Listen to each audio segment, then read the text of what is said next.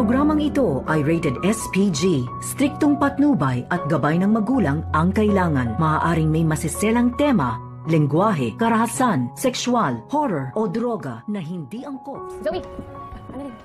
Excited ka na ba para sa Mount Fuji? Ano yun? Baka hindi na ako sumami. Habang nag-enjoy nga itong sina Annalyn at Lynette na kasama itong si RJ, ay dito naman nakumuha ng pagkakataon itong si Zoe na matawagan ang kanyang ina na si Moira. At dito nga na ibinalita ni Zoe kay Moira na ngayon ay kinasalukuyan ng kinausap ni Giselle ang Philippines Embassy para dito kay Moira upang mas mapabilis ang pagbalik ni Moira dito nga sa Pilipinas. At dito naman na sinabi ni Moira kay Zoe na hindi na nga daw siya babalik ng Pilipinas.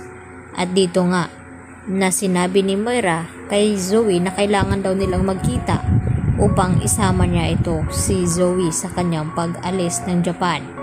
At dito nga na biglang dumating itong sina Lynette at Annalyn at kinausap itong si Zoe na kung excited na ba daw ito na pumunta sa Mount Fuji. At dito nga na humingi ng pasensya itong si Zoe na baka raw ay hindi na siya makakasama dahil medyo sumama daw ang kanyang pakiramdam.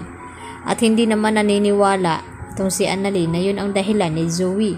At sabi pa ni Annalyn na baka may ibang pupuntahan itong si Zoe at makapagkita sa kanyang ina.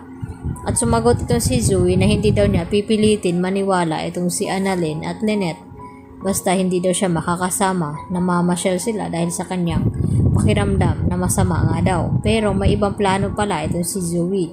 At ito na nga makipagkita dito kay Moira upang balaan nga ito na alam na ni RJ na nandito sa Japan itong si Moira. At kinakailangan na niyang tumakas na sa ganon ay hindi siya mahuli dito nga ni RJ. At dahil sa tindi ng pagdududa ni Annalyn na baka nga makipagkita itong si Zoe sa kanyang ina dahil hindi nga niya ito matiis. At tama nga ang hinala dito ni Annalyn habang nagkausap nga itong si Moira at Zoe ay dito naman na nagpakaina ito at gustong gusto niya makasama ang kanyang anak na lisanin nga itong Japan at magpakalayo-layo. At dito rin na biglang dumating itong si Annalyn sa kanilang likuran. At dito na sinabi ni Annalyn kay Zoe na tama nga siya na traitor pala itong si Zoe kaya nagpupumilit pala siyang sumama dito kay RJ dahil yun pala ang kanyang binabalak na makipagkita at tulungan ang kanyang ina na makatakas sa batas. At dito naman na mariin na tinatanggi ni Zoe at nagmamakawa na wag daw ipaalam kay RJ ang kanyang nakita na kausap ni Zoe itong kanyang ina na si Moira. At hindi naman hahayaan ni Annalyn na makatakas nga itong si Moira kaya mapipilitan nga itong bumalik ng bansa dahil ngayon ay alam na ni Carlos na itong si Moira ang nag-utos sa pangluloob ng bahay nila ni Lynette. At hindi lang iyon dahil si Moira din ang nagiging dahilan kung bakit dumaranas ng trauma at stress itong si Lynette dahil sa mga nang loob sa bahay nila at patuloy pa rin na tinatakot itong si Lynette ngayon.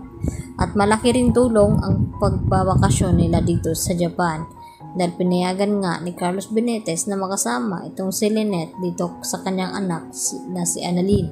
At nangangako naman itong si Lynette na kapag pagbalik na nila sa bansa ay sisiguraduhin nga ni Lynette na hindi na nga daw siya magkulang ng oras at panahon dito sa kanyang anak dahil tila napababayaan na nga daw niya itong kanyang anak na si Annalyn.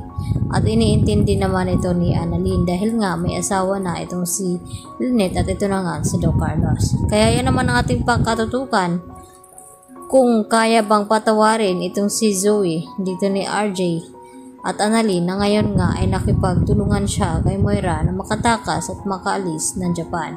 Yan po at marami pong salamat ulit sa inyong pananatiling panonood.